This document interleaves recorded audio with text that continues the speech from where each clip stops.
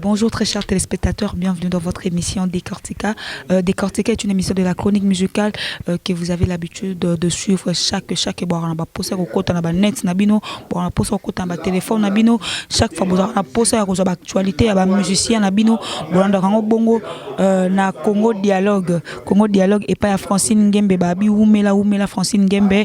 J'en profite pour appeler ça merci ndeko aider nga pour na bima na banda na bino ba téléphone na bino na ba ordinateur na bino. On a passé bon mot na Darby Matuka babi bilili o ezara pas Darby Matuka. Merci vraiment na yo frérot na ba image qui tokozo pesa biso. On a profité pour na pesa mbote na batu nyonso o balanda Congo Dialogue batu nyonso o balanda Cristiano Kabeya pa o balanda Décortica nga linga bino po bino nde bosaka po biso tozala so bino bozate biso pe tozala te Cristiano Kabeya pe na rozala te. Merci na profité pour na souhaiter bon séjour à Gigi Bokole, l'honorable Alpha Bokole, Noëlla Itamba la Norvégienne babi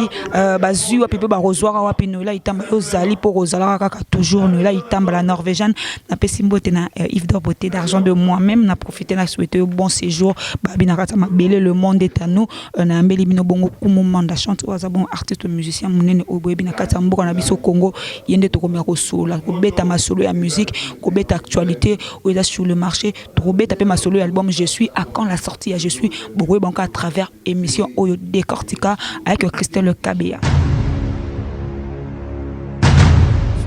Bonjour président.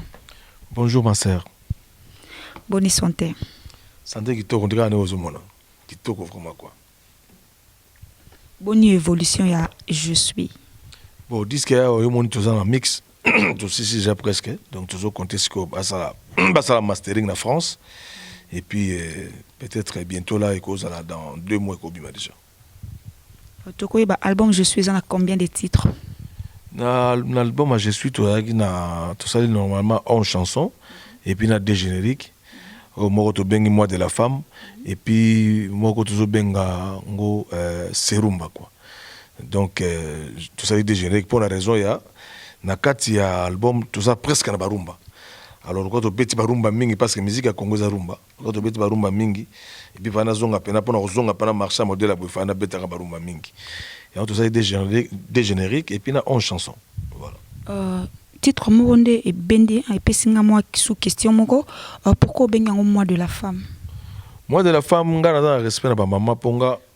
na kola mingi na maboko ya maman na biso nga na affection mingi na ba maman depuis na botamaki et puis naza 8e na famille mais tant na sali 8e na famille naza 8e na famille bande ko nanga baza na sima na ngam naza lokola boyi na bango na ko cadrer bango na ko mema bango de temps à autre alors maman na psa linga makasi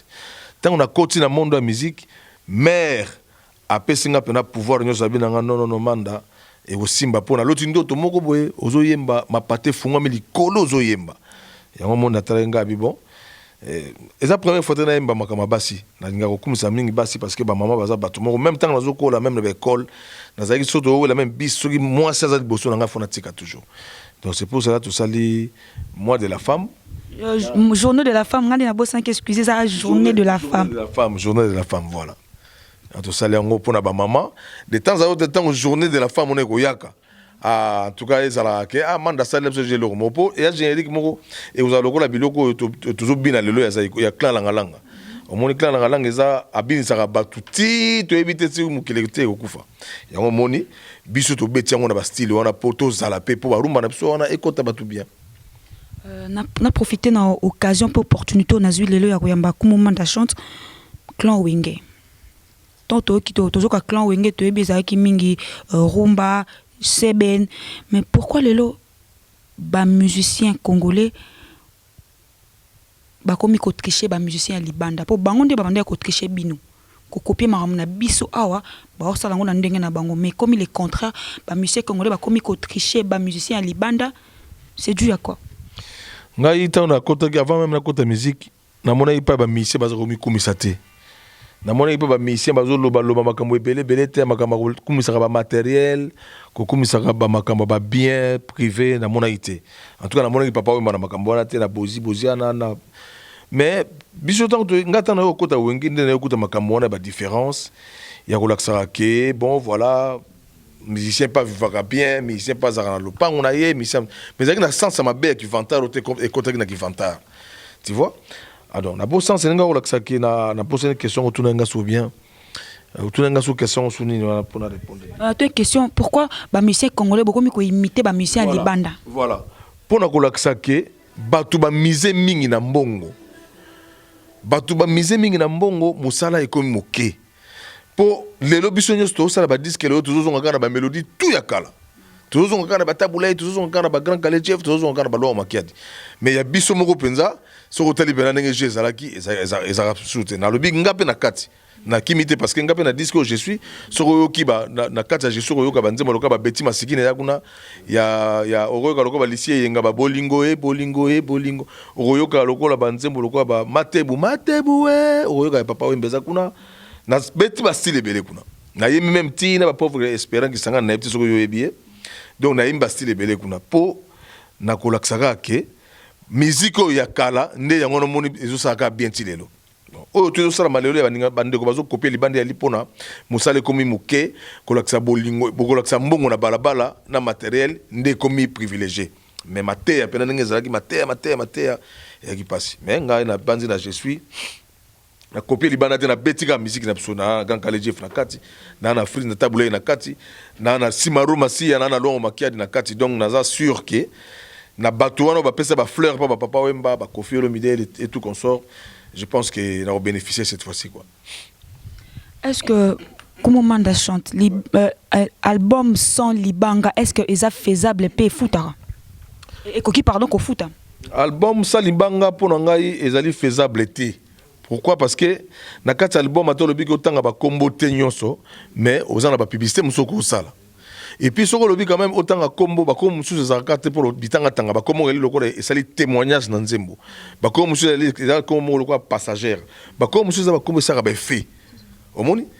Oyembi tam so phrase moko boto oyembi osali longo commentaire na maloba. Na maloba ngo otangi na témoin moko na kati. Donc pour nga ezana ngo faisable pour ebandi lelo te. Ebanda kala biso to yembaki ba matinda ba nzembo lokola ba nendaka toki ba nzembo ba masamba na ba oke jazz ba yemba batu ba boaka pe boîte. Mais ko boaka ngo ezaki ya valeur, ezaki anti valeur ya lelo te. Parce que lelo micro comme facile trop. Na bino ba journaliste na biso ba musicien partout na balabala so juste déjà micro zo mo ko mo konzi ba tunyoso okolo ba n'importe comment. Mais à l'époque tant que biso zana ba wenge wana j'avais 18 ans donc micro ezelo ko moko ya ko banga ko loba mais le loba ba banga micro te donc pour moi il y a na loba mingi te quoi disque na ngazoya mais to moni kumu manda chante album et où mais les dépôts la kabiso je suis bambulele qui à quand la sortie album je suis toute la précision mon robot bi que na date tel kumu manda chante roba que la biso je suis na marché. Le producteur a été le producteur à moi une maison à valeur image mon année pour la production voilà donc bientôt je pense que Kalaté va encore marcher pour tout les gens ma maison était déjà la balabala banzembo ils ont bêta na radio nyoso sans dédicace et puis tant que bientôt là je pense que on a pas dédicace voilà toko ba idole ya kumu manda chante muta pesa kumu gu ya royemba ko l'artiste musicien bon na monde ba idole za ka moko nga pa nga ba idole ba ibele nga ba idole nga ba pauvreté ça d'alliance on a autorisé ça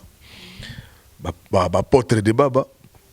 ba Carlito Lassa ba Pepe Kale ba Madilu system ba Esperance nga kisangani ba King Kester Menea ba Dindo Yongo nga za na ba idole belé parce que tant na usala na bandi musique na bande ko sala mingi ba interprétation so na yogi chanteur ba yembi na interpréter ba chanteur loka ba Joski qui a beaucoup dans na episode somo omoni mais bon et puis nzo nga na ebete sa force nga osala te ya nga na za na musique na ba musique tout na za na ngo ya kati ya kati ya mboko ya Congo na za na musique so na beta style na beta en facile donc voilà quoi ma idole nga bango wana bazali ebelé pour so ka bo idole moko non papa ba za style na biso to linga makasi mais ba idole nga bazé belé. C'est bien dit. Qu'est-ce qui fait que les musiciens congolais lelo beaucoup aussi la sous bas chanson éducative té comme toujours na ba insanité na kasi c'est dû à ba insanité pardon c'est dû à quoi? Bon wana je pense que les na bato bazo ki na monde ya satanisme parce que nga pena na mona ndenge na zana moi sina bana ndenge wana pe na zana ba parents na za pe na ba bokilo ba belle-sœur na zana ba konzi mboka ba respectera nga ndenge wana alinga na sali nzo mo na sali na ba insanité na longo maman na ranya ki manda na longwe maman na raya bazo na botama moni parce que ngai maman na papa ba pesa ngai mate ya bien et puis na kota ki ba école lokola ba catholique wana yaki na ba rigueur ya makama ba discipline donc ba insanité ozomona ba sala la nyonso pona nga eza na monde mo satanisme ezo tinda fo ezala ndenge wana po ba batsango ka po lelo yebisanga na lelo keza bien te pourquoi to lati bilamba po to bomba nzoto yango bo so ko nzoto yango to bomba yango na bilamba mais to mo lobango na munoko ndenge ezalaka to so sala nini to sala mabe. Donc quant à moi maman nga na ebité mais oyoka disque sur ebimi na ebité na zape mo sans tout peut-être oyoka pe phrase moko mibale mais eza codé omoni ya biso pena donc code na code quoi voilà. Nakala tomonaki grand maître Franco asalaka nzembo mona ba insanité asara prison ayimbaka nzembo mona ba insanité ba retiraka médaille de mérite na ye les toko bani censure ezo exister les sous-souté to ba comme na moko ba to corruption ba ondima nyonso to ndima nyonso to yoka nyonso censure oh ya hier ezaki censure oh tant sous ezaki na moi faiblesse mais ya lelo na biso maman avec ba décision ba luzolo bambi na biso ba teli biso na décision je pense que fraude na makamebele comme moi passé censure oh ya hier oh les gars qui peut-être ezaki censure oyo et privilégié qui moi ba musicien mais oh ya lelo na biso yo ba fraude wana aux asouté po mboka ndenge ezo tela ezo sengate côté moko boye ba zara nango lokola moi muté mabe voilà donc censure il y a hier na epsio ya qui censure moko peut-être mais il y a lelo na epsio des fois et nga na sûr que bientôt na ko se présenter kuna tous en pas moko penate parce que le bagande na zo kene na zo banga peut-être na ba dédicace ba contribution to tangi mais na tangi makametali bena disque ah non je suis pené na makambo ba insanité. Et ça ronde ni tangu ba ponaro toujours parmi bato bakindra ko fêter anniversaire la première dame na biso ça ronde ni posera toujours parmi bato bakindra pona za respect et naza nabi ko fana na bakulutu nabi ko fana na ba camarades et puis na discipline ka bolingo na kata ba musicien librement quoi parce que na mona que na mona ba chauffeur comment baza na bolingo na nzela entre bango na bango biso za ba musicien il faut au moins to za na bolingo wana pona nga ba biloko ezaka ke o na ko concert na muninga wana te po akudunda nga ko melanga na bakisi nga déjà biloko ezaka te yango moni peut-être ba kondi ba s'attachaka nanga facilement ko yeba ke manda na simple azana chanteur simple na kata pays ya minondo te ba genre na biso so tali bien et tous amingi te na ba ligne ya ba lokwa kanza to na ba ligne ya ba Jean Goubal Kalala to na ba ligne ya ba Papa Wemba bazaka libre to ko mona Papa Wemba tata mona na 20 mètres bazaka libre c'est ça l'esprit. Qu'est-ce qui fait que lelo ba musicien bazo longwa trop na orchestre bazo longwa tellement trop na orchestre ça dû à quoi bu futaka bango te baza l'est nakala musique ya no beta mapona mbongo te lelo musique ezo beta ma vraiment pona mbongo musicien zo sa musala bi que soit ke musala fazwa yango moni ba orchestre belé ju ba problème ces derniers temps pourquoi parce que à l'époque biso to beta musique boza ba vele temps sous 5 na micro omoni mais lelo siko e comme passe pour mutu nyonso azana mongongo malamu azo kene su pa patron moko te o leader point de quota pour leader faut la souiller ba komi donc ba best of the best so yesali ba makama osana te batu ba komi mayele malamo so azana voix na yeka mama na banga meme malamo pa ya ba ya on a vu ça ba patron a valeur image lobi que non beaucoup a rezo ba élément mususu pe na ba best of the best parce que biso là on a bana lelo roi Belange azo yemba danger je pense qu'il faut qu'on cadre déjà ba bato azo bimakuna. Donc les gens passent maman ba orchestre les gens ba problème sérieux surtout ce que mo milenge lenge na ko yemba te au contexte na ba élément ba biloko on a tout ça et ça va danger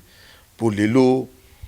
et comme il passe d'abord ma ba salaire yo ma ba salaire batunga na contexte ba ko futa ka batu et li ba bazan na sponsor mais tant on a offert na ba mission na bango bazo lela alors na tali biloko ndengo wana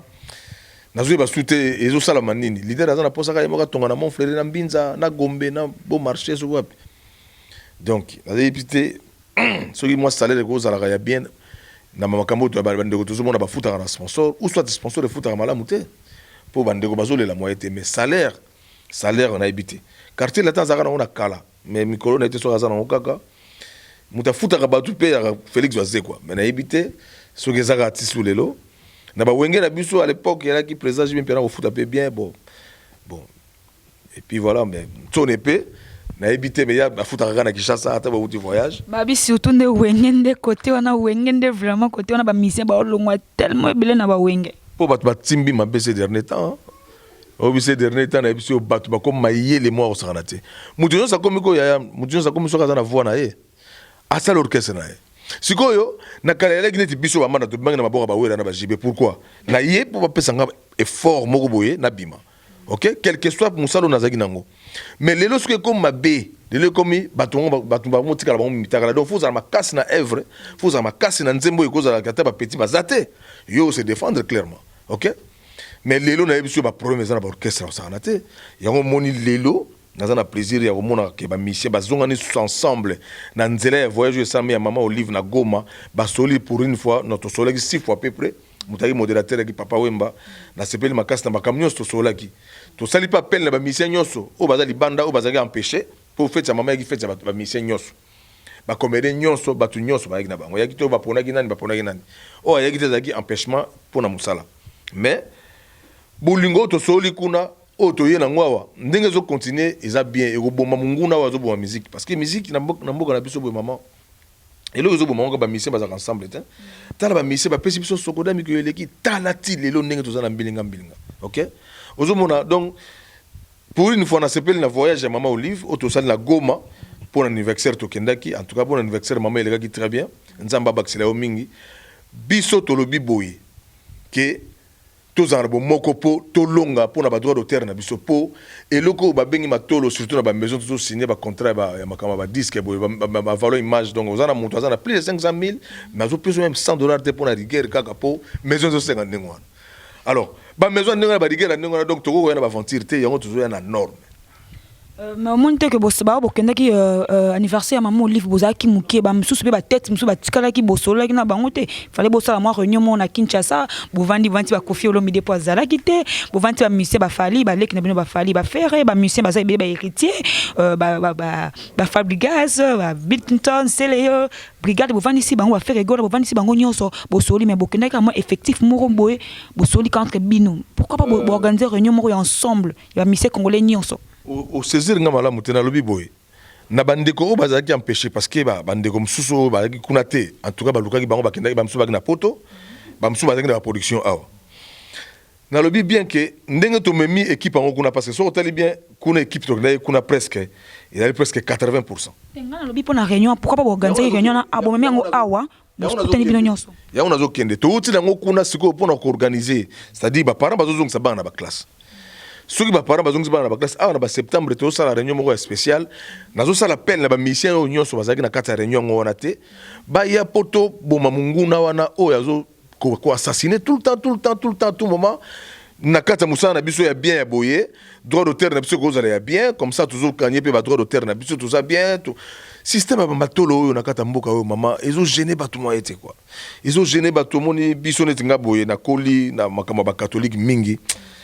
personnalité na nga vraiment na lingaka ebe bate na lingaka moi so nazo pesa yo et so yo zo pesa nga pe fona pesa yo mais oh ya ba sens unique oyo 8 ans ebele donc moi je pense que ce droit d'auteur na so wana bien na bo moko to uti nango et ba makambo ebele ko ma pe bien même ba sponsor lelo ba ko zo biso pe na ba valeur makasi kumumanda nani toko benga vrai artiste ba critère vrai artiste. Vrai artiste aza muto nanu ya liboso aza litoi vrai artiste en tout cas réponse en balamo na website yo vrai artiste aza muto aza litoi c'est-à-dire na biso ba chanteur boye na sala demi-tonte na sala orgamte et puis so zo betelanga guitare ou bien zo betelanga n'importe quel instrument ou ko pesa na ba note so que ça désaccordé carrément fona yoka yo en tout cas pour nga réponse mi sa tunazo musolo yango wana ba critère musolo za te pour musolo ko koma o so zo bina ndo comme vrai artiste non. Pas monsieur comme comment on se retrouve dans danger de vrai artiste non. Pas monsieur comment on se retrouve danger na charisme na podium de yo vrai artiste non. Trois on a auto répondre on ande yango on a ba critère wana. Litoi ya orgamte ya demi-tonte et puis ba na kati ya musique. Guitare nyos le nyos c'est l'instrumental et go beta na likambo etali banda note te. Carrément faut o capter yango. Biso o nzamba pesinga ofele yango wana. Merci Kumumanda. Est-ce que on dit la rapé featuring que et plus à la musique nabiso? Featuring et sali musique au saranate na mboko ba featuring et sali au saranate. Featuring et sali makamba au saranate tomboli ba artiste na kata pays ya yo yebite. Oh ba ndimela ngote ba za ba artiste te. Pour vrai artiste arbo ya fitness ngai na uturu ba featuring ko yema na ba papa wemba ba bozi boziana. Pour pas pesa force. Faut pas pesa force. population na bango balingaka bango na moke nga na zango soki ekuta na bango na sous force au santé ngai langage nanga ezo engagé nga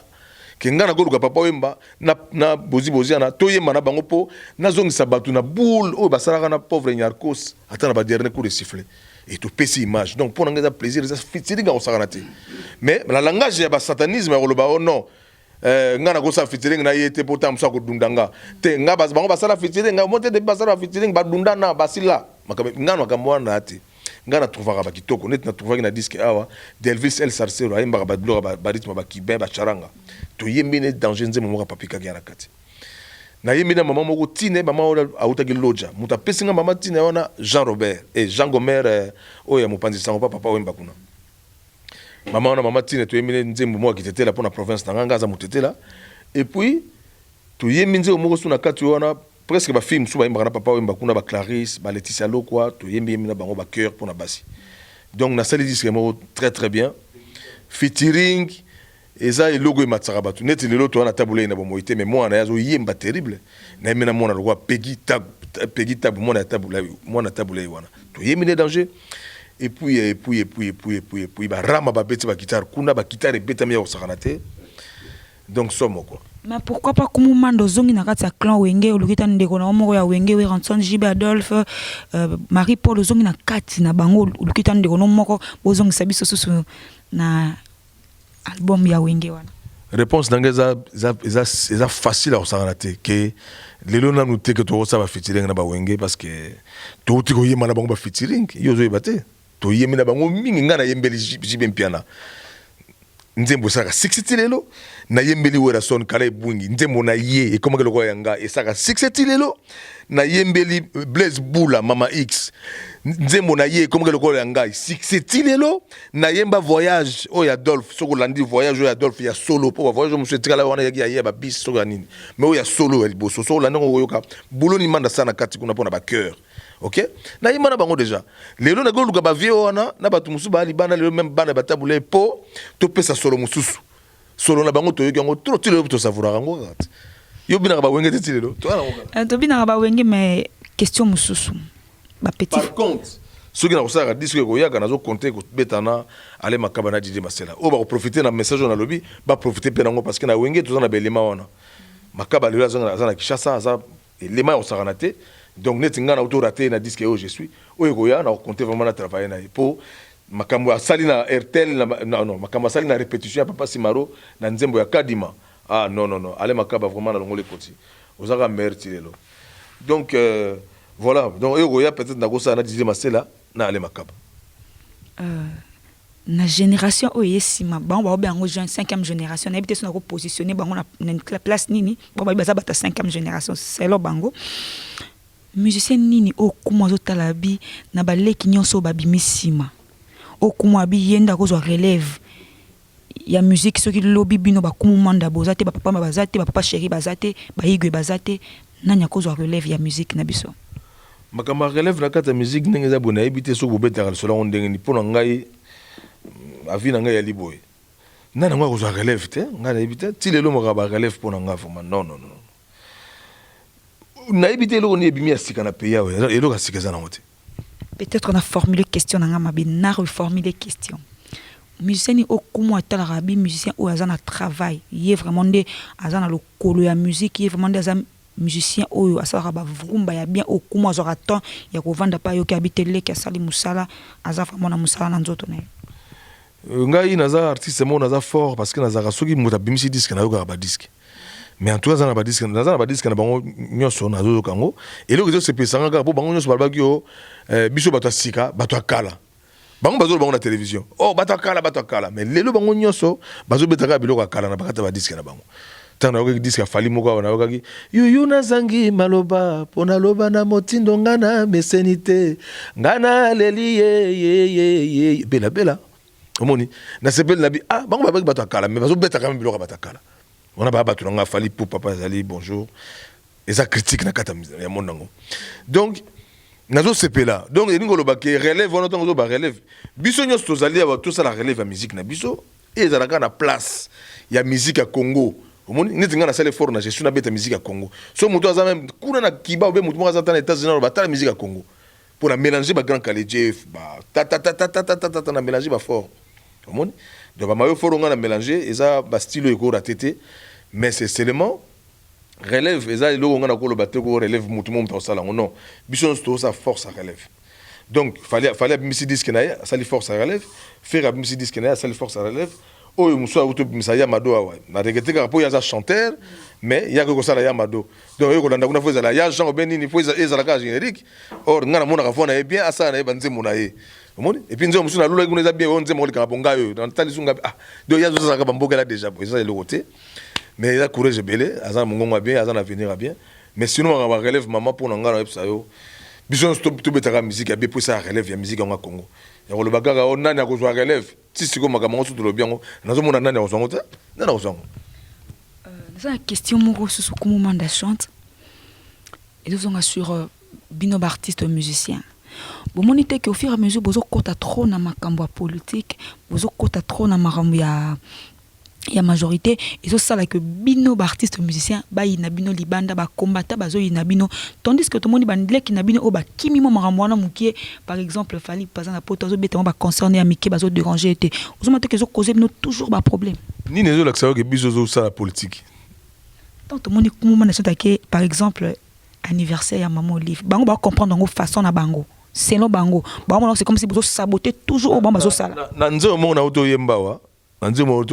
na je suis na titre moko je suis na lobby le monde n'est pas méchant kasi motonda azali mabe batu bakomi mabe maman pourquoi parce que na pays ya boye maman Olive azali maman donc la première dame azali moi c'est mo konzamboka tango asali anniversaire na ye donc à reconnaître ba valeur na kata pays ou soit ta tali ba relation na ye et comme un problème pas ya population bien pas ya ba congolais pourquoi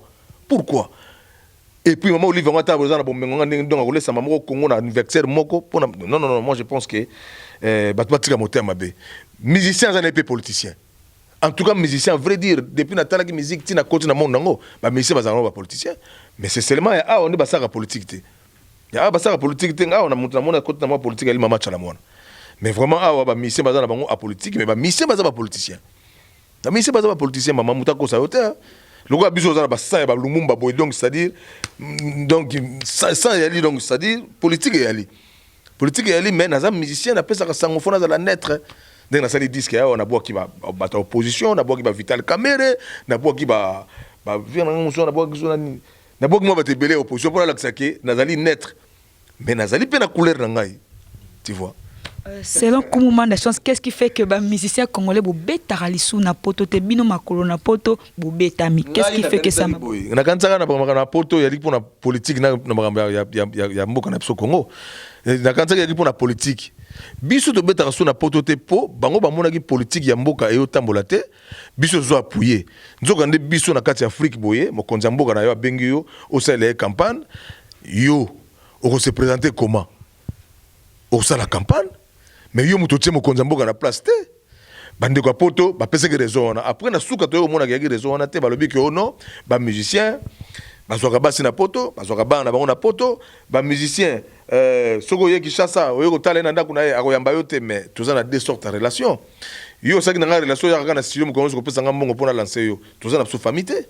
ba bibino bo beta bango matolo mais bino boleki ba banda ko danger na mituka danger zela na sisa mama yo ya ko pesa ngambongo mo ko so ngai ko mona ngai kingani o pesa ngambongo na bwaki yo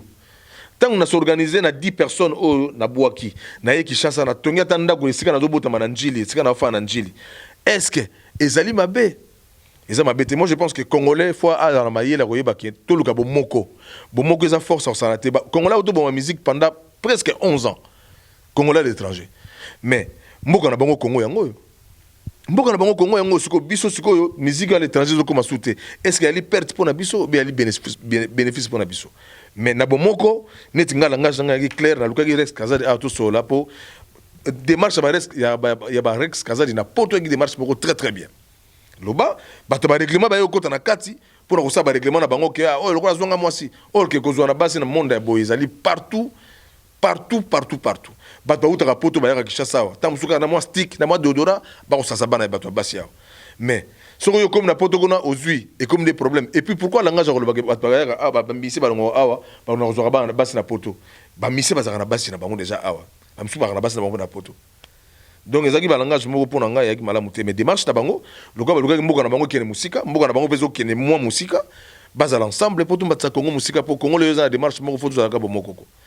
toi na temps ko za suna ka da division te pour division n'est pas imunguna zo kota benda ba plan. Mais beaucoup sangana pe bozuma délégation à quelques artistes musiciens bo sangana bobite to kena kuna na poto boke bo vandisi bande ko na bino po baze beleka ka ba kexte ba boke tu bazali bo vanti bande ko na bino bo vanti mo bobite to solo entre bande ko parce que musique na biso ezo kende na kokufa parce que ba consort libanda ezate libanda bozaka vraiment les sous-soutés comme trop ba nigérien ba ivoirien ba congolais boza les sous-soutés moi ezo bo ma musique ole bo luka bo sala tamo eloko moko bo kesona bande ko na biso ya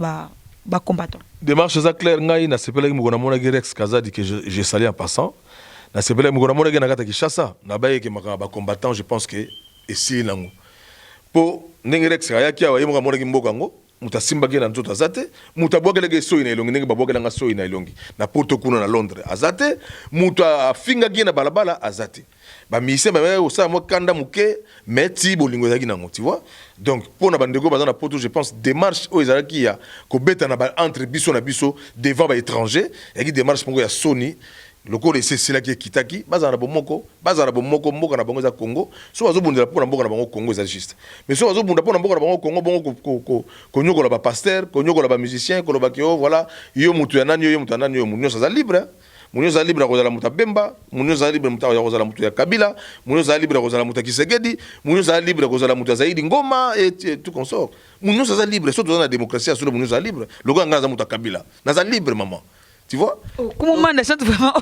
o affirmer biso koza muta Kabila o mete créer le problème na Kabila parce que Kabila ngana fandaki na mboka oyo na monaki temps ebele makamnenge lekaki mais Kabila depuis aya na mboka oyo bat ba finga ka tongo midi pokwa o mona loyi bazo sana na musala ensemble donc azana moteur monene ala président moteur monene ngana Kabila soko yo lingi Sekedi c'est bien soko yo lingi Bemba très très bien soko yo lingi très très bien voilà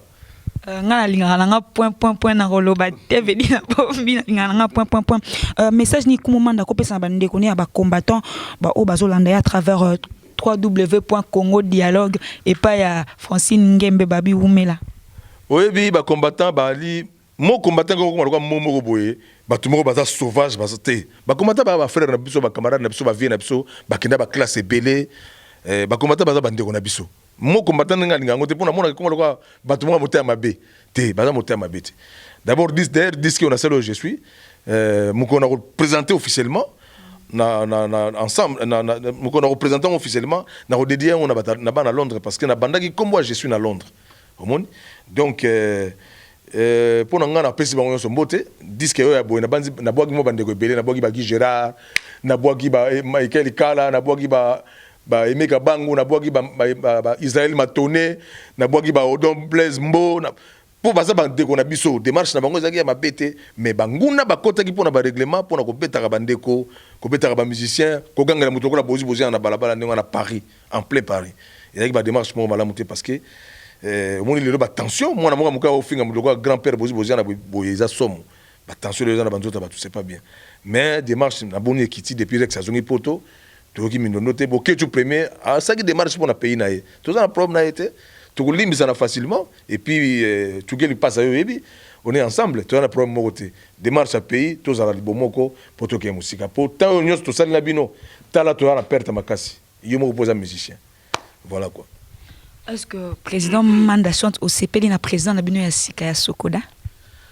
Oui, le long l'état m'a côté du Cameroun n'a obligé à se la présidence ya Sika ya Sokoda pourquoi parce que n'eng makamoko kenda na to comme na suka na moni que l'état m'a côté du Cameroun pourquoi l'état côté du Cameroun na moni ministre à culture et des arts à côté du Cameroun oh biso c'est que société Sokoda ya li privé tant na moni que l'état côté du Cameroun pour biso tout ça les chèques il y a encore ça la force té pourquoi parce que tant on a la réunion na zo kuta président Paul Mukendo azaki président intérimaire la fois passée na ba vieux Lucas na ba Charlie Kadimara papa we mana ba président Werason tant na zo kuta ba na zo ba mais ndenge vrai vieux Jossar azo zala wate ndenge nini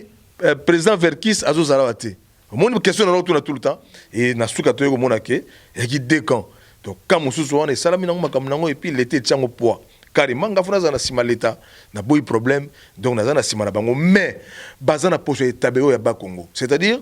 poche tabeo na nenge fandi devant ba vieux wana mi balé devant ba cadre wana mi balé devant ba grand wana mi balé ya musique pour faire qui ça muta osakana été président Josar bomoni tilelo ndengazali à la force donc biso ba musicien to lobi boye to tche pour s'habitabe so ba salaire vraiment toko ça la fête pour na bango quoi so ba salaire pour ba musicien ba souffrir trop démarche à Sokoda bat balie mbongo combien de fois na misu na biso ba veuve ya ba musicien comme yoko to ba veuve ba musicien mais ya combien de fois bat balie mbongo na misu na biso boye otala mutu mo bozaki ne normal mais balie ba mbongo na bi balie ba mbongo na bino pe vis-à-vis c'est quand même na longi c'est pas bien le gars bat babanga na bango masumu te mais to limbisa ki bango sikoyo démarche tozana ngaka ya poso etabe osali kaka erreur ata mbongo ya ovadi mbenga to timbeli ko yiba yango en tout cas ozana biso musika osana te quoi po bango balakisi biso ke bango bazali indépendant brave baza fort côté biso ba manda to lanaki ba papa wemba na ba wera son na banani et simbaki te donc ni ko lakisa ke donc bango baza fort donc biso tozana simana donc na lui biso te na binga parce que papa wemba peut-être dans la vie na et les autres na lui peut-être nga dans la simana bango sans corruption sans complexe dans un simana bango pour l'état mte comme le colon la bango pour avec le jour bambi maman na episode des fois bonne lisolo ya sasem lisolo sasem nga zaka sasem te pona zaka na Congo nga na mukanda ta ya moko te okata Brazzaville na ko fana ta ina nesa te nga zaka na Congo sasem na ko pe ko s'enregistrer parce que les lieux comment équipé na sous résidence ka kuna mais en tout cas nga yango na robeta to lo pona Sokoda po Sokoda ko zana mo nga mo porte ngombo pongo ibima mais pas sasem maguna na pas ibima te mais Sokoda porte nango pas ibima na ba banque nango nazo mona voilà message ni comme manda chante akolo bana président na bango ya sika papa Verpis ki amwangana PDG Verpis mangana na longole koti yo ebikaka yo za vie na biso tozana ba témoignage na yo ya musique et belé oyo sala na pays vraiment mama kamena ngati le sami na ona nuté sala mina ona nuté to yebite na ba maison toujours c'est ba contrat le so makamana ko sala mara mais en tout cas makamana ngati le sala na ngote ba zo ba instrument ba zo ba voiture bon à l'époque sur pesi mutu kiti na kata ndako yake ko sakana te à l'époque ba zo ba kiti o po somela mapango to yoka ba sango donc oza mutu moko za fort lokola l'état lokola pays et reconnaître yo ko tsayo na place wana ko za la président ko za la PCA na place à Sokoda ba mission tout bazongi sous derrière yo ndenge bazaka derrière yo ba 30 ans 25 ans passés donc biso pe to za derrière yo sala malamu nzamba batela yo ba expérience yaka ya makambo ya yo no to yiba mbongo ya Bukavu to yiba mbongo ya Kisangani soki ye pamela yango ndenge to pamela ngo miko ileka ikuna donc et puis voilà sans arrière penser nazana liloba ya mabete ya ko manquer mokolo moko be camarade moko mais tous na posaka ya avancement ya mboka na biso peut te jouir ndenge bango basaki réjouissance biso peut te jouir voilà quoi message clair toi ba message clair ni comme manda chante alinga véhiculer un album oyo je suis message clair na kata je suis ali tozala bomoko na ko yemba ngo tina nzembo kitetela toka nganji tozala ngolé omoni congolais zo poussa voiture na balabala des fois na poussa na moyi omoni zo poussa voiture omoni mutu pena dépasser ma bé au candidat musa ko lobaki ah pardon a te pena longo liyo boy congolais akitsa kanda yango na bi na kata je suis tozala bomoko mokili ezali mabete kasi biso bato tambusa ngo mabe so to tambusa ngo bien to koma na biso très très loin donc message ezali ya congolais tozala bomoko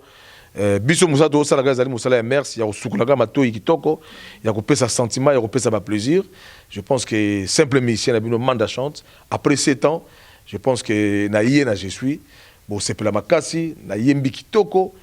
na somi banzembo kitoko et parmi banzembo na somi mutaka belenga nzembo kuna pe président Médard Diamonika na signature ya Papa Lutumba Simaro donc terrible et na travaillé na ba vrai parolier et en tout cas bana mboka bo sepela quoi bana mboka Congo bo sepela et partout même dans le monde bo sepela quoi soki batu bana posa bakutana na kumumanda chante ba besoin ba yoka musique ya kumumanda chante ba kuta yo wapi o répétera wapi de quelle heure à quelle heure en tout cas numéro na ko pesa ka adresse pour na obengela nga eza 081 parce que normalement na sala bureau moko quelque part na taba ba disposition mais na d'autres album ndenge zo bima bientôt ndenge nzamba ko sungela nga pour na s'organiser parce que na tsa bureau moko za la norme ndenge à l'époque na mona président Josara na bureau na kimponza wana zo sa pena valeur na ba projet na za ndenge wana mais pour le moment na ko pesa numéro na zo sala lango ya bureau eza 081 95 777 81 à Souka. Donc 081 95 77 781. Donc au benga ngo to soli o to ko sola pona o itali musique o itali privé quoi. Et pour la dédicace, je ne sais pas si au clore déjà, par exemple, pour la dédicace, combien à travers numéro 1. La dédicace, dommage, c'est aussi ça qui, tu sais, dans générique, dans l'ensemble, il y a tout ça, 12 titres et 13 titres. Tout à générique, dans l'ensemble, peut-être au Salango. Ensemble, on a programme, il y a Maison à Valon Image. Tout au Salango, peut-être, tout au Sabatou. Mais tout ça, déjà, moi, Batou, tout au Bango Baksa, sous pour 12 chansons, 12 titres, c'est là déjà. Dans le générique, tout le monde, moi, style, moi, satiré, pénaté. Donc, quand tout ça, si la saturé pénaté, toujours bang à saturer même bassin benemsous. Donc, générique moi les mais en tout cas, ça va comme vous souhaité pour biso tolingo yibate, biso tolingo bon ça tolingo yibate. Comment manda chante juste voir totikelo en 2 mots. Olo baliloba moko pona bato bazolanda biso, bato bazolanda émission décortica et puis quelques dédicaces na ba balingaka comment manda chante pour yango ezanga raté. Ngana sengi merci parce que nazaki na doute ya kokuta na ndeko moi siboye et puis atulinga ba question moko juste donc na moni ke mboka ezo kene musika bato bazo kota pe musala on na bien po au sol nga première fois na kuta na yo ba ndeko mingi bazaka na complexe ba ndeko na mino mingi bazaka na moi eloko moko boye e comme rabona nzoto mais yo tout soli bien autour ba question correcte pour nga na personne à 80% puisque ça facilité na bino basi lelo na moya lelo boye basi bazo nyoko la biso mingi na maka interview. Mais yo qui n'engage juste malgré ça ensemble na ba correction ya batongo yanga yo mais OK quand même normal et puis pour nanga bata potonyo na pesi bino mbote batonyo sa hôtel la biso na émission yo et comme émission bagi net de Cortica na Congo Dialogue décortica na Congo Dialogue en tout cas émission qui toko ya maman Clarisse Christelle Kabeya ya maman Christelle Kabeya donc Mamuko yo za mamu. Ah bon? On a dit bazola ba mamuko. Na vraiment ça na vraiment juif quoi ndeko ya bazidane fikula na vraiment juif. Ça mon ndeko papi kage quoi. Alors donc pour ngai na pesi ba ndeko ba à l'étranger mbote na ça je suis en tout cas bientôt Robima bon c'est là tout ça ba clip tout ça mix et voilà pour nanga na pesi on a gishasa na pesi bandeko na pesi bato avalo image mbote na pesi Blaise bongonda mbote na pesi yemoko patron na bango ozolia mbongo na ndenge toujours spiritualité Charlie Kadima les prêtres de la Valo donc et puis na pesi ancien collaborateur il y a Bozi Boziana Bido Senga et puis na pesi bata studio ya Zola Mbote tozana Rama Ramazani tozana Doris Beya et na pesi ba congolais nyonso vraiment bisika bozali mbote mingi boli misanga na zaki mo fatigué na utola la muke na studio na Tongo peut-être moi fatigue na yembeli binote embarrassement na kolinga zongela nga sous après 2 mois na salila ta ba kapela ya banzembo ba je suis po il faut ba émission sur na sala ba kapela quoi voilà merci beaucoup. To club on est logo moya kuma na chante to kota bongo na casse studio to zo la bino live avant goût ya album je suis bilo abolera nulle part awa na Congo Dialogue pa ya Francine Ngembe babi moi sa pembe umila likara awa Christelle Kabe ya paye yo juif donc ya bino ndeko babi mamumulu ba donc je suis là pour vous servir pour bino nde bosaka biso tozala son bino biso tozate donc merci vraiment na bino na pesimbo te bongo na Zidane Fikula là au-dessus du pyramide babi moi na Londres solo Zidane Fikula na pesimbo te bongo na famille na la famille Kabeya na limité 7e rue ainsi que na 12e rue na moni bongo ba grand frère na ba grande sœur na Karine Kabeya babi yo umela yo fo zala bango to ba kende me yo tikala Karine Kabeya diala na pesi bongo mbote na question na Christophe pardon mafuta na pesi mbote na pesi bongo mbote na Gingoi na pesi mbote na moni bongo l'honorable Gaëtan Kodia honorable Ramsès Chikaya Ramsès na pesi mbote ba nyonso ya Londres ya Paris Belgique France Suisse boîte tellement ébélé Yves d'or beauté d'argent Alain Maliamungu Darby Matuka babi wumela po ba image abozara nulle part ailleurs que awa kaka na Congo Dialogue babi mafuta kin 24 pe mafuta wapi awa nde mushaya toujours babi maloba mike musale le kana ebele bango basala ba polémique bango ba finga na bango baganga biso kaka nde mushaya tokutani bongo mbala sima toujours na compte ya émission oyo décortica. Quant à moi Christelle Kabeya je vous retrouve à la prochaine bye bye mais tokota na kati toka moi eloko bo posa bino plaisir quoi.